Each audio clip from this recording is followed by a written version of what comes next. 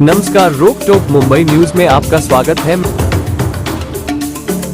राज्यामध्ये गेल्या 10 वर्षांमध्ये आपण पाहत होतो पाऊस थांबायला आला, मी जरा विनंती करीत थोडी थांबा पावसाला, पण 10 वर्ष आपण पाहतो जे जे भाजपने काम केलेलं आहे त्या कामाला गळती लागलेली आहे।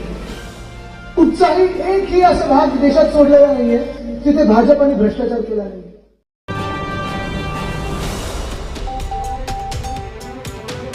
हजारां 2000 काय होतं साहेब, आमचे लाखाला नुकसान होणार।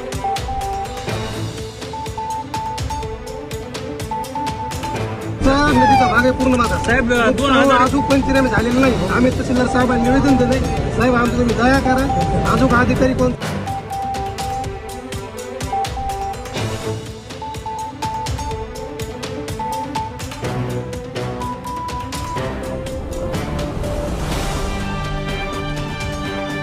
आपल्या समस्या मांडू लागले। माझं हे वाहून गेलं, ते वाहून गेलं, आमच्या घरात पाणी शिरलं, हे नुकसान झालं, ते म्हणले मला सगळं माहिती, मी आदेश दिले, मला काही सांगू नका, काय नका।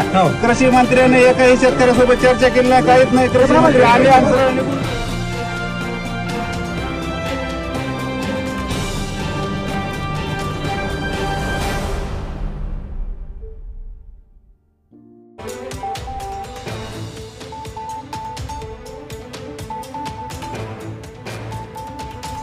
छत्रपती शिवाजी महाराज, जय भवानी, जय भवानी। ज्या लोकांना वाटत होतं, ज्या हुकुमशहांना वाटत होतं की आम्ही 400 पार जाऊ, महाराष्ट्र आणि उत्तर प्रदेशने दाखवलेलं आहे की देशात हुकुमशहा चालत नाही, देशात एकच आवाज चालतो, तो म्हणजे आपल्या देशाच्या जनतेचा। पण ही निवडणूक आहे सगळ्यांमध्ये, महाराष्ट्राची जी पुढचे काही 50 वर्ष असतील, पुढच्या 50 वर्षाची सगळ्यात महत्त्वाची निवडणूक। अलिबाग आणि 40 चोर उद्धव साहेबांचे होऊ नाही शकले, ते आपले काय होणार हा विचार आपण जरा केला पाहिजे, आणि मतदानाच्या दिवशी हा विचार तुम्ही मनात ठेवला पाहिजे। आमदार आहेत, सत्तेच्या बाकावर बसलेले आहेत, त्यांची स्वतःची प्रगती झाली, पण तुम्ही मला सांगा आपल्या महाराष्ट्रातल्या तरुण तरुणींसाठी रोजगाराची संधी उपलब्ध झाली आहे? आपल्याची शिकवण आहे वंदनीय हिंदू सम्राट बाळासाहेब ठाकरेंची, ती हीच आहे की जात पात धर्म न बघता ज्यांनीही बलात्कार केला असेल त्याला भर चौकात फाशीच झाली पाहिजे, तर आणि तरच तुम्ही लाडके भाऊ असू शकता, नाहीतर तुम्ही भाऊ मानले। 2 महिने फार महत्वाचे त्या महाराष्ट्रासाठी।